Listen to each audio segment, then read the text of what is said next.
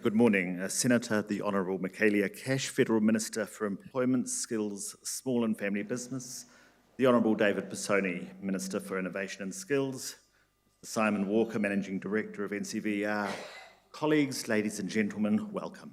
Welcome to Adelaide. May I start by acknowledging that we meet on the traditional lands of the Kaurna people and pay my respects to elders past, present and emerging, and particularly to acknowledge any Kaurna peoples or other Aboriginal and Torres Strait Island peoples that are with us here today. At TAFE SA, we are delighted to be part of this year's National VET Research Conference. The theme of this year's conference, The Student Journey Skilling for Life, provides us with a very timely reminder that we all must remain focused on the future and ensure that we're delivering quality outcomes for students by delivering relevant and innovative training, which delivers skills and knowledge that enable our graduates to gain jobs today, but prepares them for jobs of the future. With advances in technology, new emerging industries, and new ways of delivering learning, it's now expected by our students that we provide a learning experience that is contemporary and inspiring. As you will have heard, I'm relatively new in the role, and I've had the opportunity to meet with industry over the past 2.5 months. And what they're telling me, as I venture across South Australia, is their big concern is about being able to access a workforce with the right skills to meet their needs for the future. They're also telling me that the 3-year, or in fact any multi-year program of study, is less desirable to them, to ensure that they have potential employees with the most up-to-date skills. This to me signals that the time for VET is now. This is our time. We also know that 70% of all working Australians believe that their job is likely to be impacted by technology in the next 5 years. So we have industry demand and student demand, and again I say, it's our time. For those of us, to meet the needs, therefore, of students and industry, we must make sure that our training is leading when it comes to content, relevance, flexibility, and quality. And for those looking at a vocational pathway from school, I want to acknowledge the Marshall State led government is leading from the front with the Skilling South Australia initiative to create 20,800 additional apprenticeships and traineeships over 4 years. And I'd like to acknowledge Minister Pisoni's work in this area, a true leader and advocate for apprenticeships and training. To stimulate interest in what's often becoming a misunderstood career option, that of vocational education, TAFE SA is looking at initiatives to increase our interest in apprenticeships and traineeships ourselves. One of those at our Noarlunga campus in Adelaide South is where we've rolled out a new multi-trades program, giving high school students from 8 schools a chance to broaden their understanding and experience across multiple trades while developing practical skills and earning points for their secondary certificate in education. And at TAFE SA, we will continue to look and identify more of these opportunities and initiatives.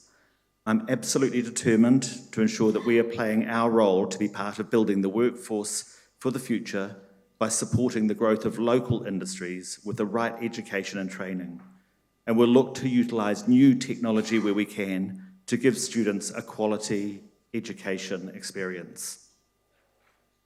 To ensure that we're skilling students for life, all of us as VET providers must also work together with industry in new and exciting ways, in different ways.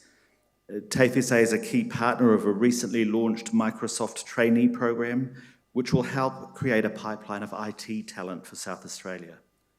As part of this, we'll be delivering a certificate for information technology as a trainee to students as part of this program. But in addition to working with industry, and as the Minister signalled, as training providers, I believe we also need to be working more closely together. And I'm very pleased to announce that we have now a formal agreement in place with TAFE SA and independent training providers that will contribute to a far more effective and efficient VET sector in South Australia. TAFE SA will contribute by providing access to our campuses for other training providers and businesses, by sharing professional development opportunities and making sure that the right training for future needs is being provided across the state. We will do this by building on our respective strengths. There will be training that we at TAFE SA do really, really well, and there is a lot. But there is also outstanding training delivered by independent training providers here in South Australia, and to ignore that would be to ignore a great asset that we have.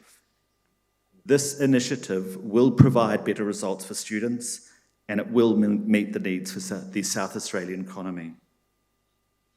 I mentioned earlier that the student journey takes many different forms, and this includes being exposed to education and training in a different variety of formats and locations. We have some incredible technology that's been developed and is now becoming commonplace and at our fingertips in vocational education, and we must be innovative in our thinking to incorporate this technology across all programs to ensure an enhanced learning experience and overcome some of the barriers such as distance for students in regional and remote areas. We want to ensure that there is a continued innovation in teaching and learning, and we are already utilising a variety of technology, such as virtual reality at TAFE SA in many of our classrooms, but this must increase, and it must become a consistent feature of vocational education going forward. From TAFE SA's perspective, we'll continue to expand our use of these innovative training methods to ensure that students gain skills and qualification with hands-on experience, and that employers have graduates who are value-adding from the day they commence their studies with us. While it's important for us to provide flexibility, particularly in South Australia, where our regional and remote communities are an important part of our infrastructure, it doesn't mean that we are turning away from campus-based learning. We understand the social cohesion, the community responsibilities that we have as vocational education providers, and that the value that this contributes to an employee's ability to contribute to their employer going forward. As providers, we need to meet the training needs of our regional areas. The student journey will commence in a variety of locations with students from a variety of backgrounds, and we must ensure that everyone has access to training that will enrich their lives and that of their families. There are challenges faced by regional students when it comes to accessing training, particularly distance and travel, and these challenges are often mirrored by local businesses in accessing skilled workers. It's important as vocational education providers that we listen to local communities and understand from them their future skill requirements. We need to look at how, through innovative solutions for regional and remote communities, that we deliver on these expectations. I believe our increased collaboration with independent providers will allow us to be more efficient in meeting local training needs in regional and remote communities also.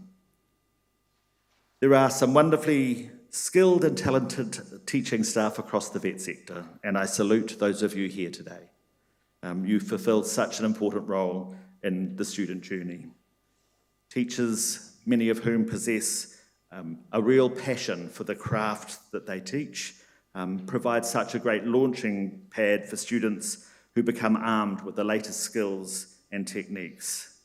And I know that you also will enjoy, as I do, the inspiring stories of our students, from those transitioning from school to career changes, to mature age workers who are upskilling. It's a very privileged position we hold, and I know that you'll share in the pride of hearing students' journeys, particularly when we know they've had the best educational experience that we can deliver. Just finally, there's no doubt that the policy environment, as the Minister mentioned, over the last 5 or 10 years has been somewhat fickle and challenging. But I believe it's time we put a line in the sand and that we look to the future. It's vital that we, as vocational education and training providers, take our responsibilities seriously and understand that to succeed, we must ensure our training continually meets the high standards of quality, accessibility, and flexibility that students, industries, and communities expect and deserve. The student journey takes people in different directions, but we must provide quality outcomes for all students so that they can be confident in their readiness for the workforce. They have no hesitation in returning to training to develop skills as industries evolve. By working hand in glove with industry, we can be confident in the job-ready training being delivered, and employers will know that their skill needs are being met. Over the next couple of days, we have a really valuable opportunity to identify how we collectively and independently can improve the student journey and ensure that we are skilling students for life, and there will be a lot for us to learn. I thank you for the opportunity to reflect on where we're all doing well and where we are at and where we can improve. Thank you for sharing over the next coming days, and I hope you enjoy the conference. Thank you.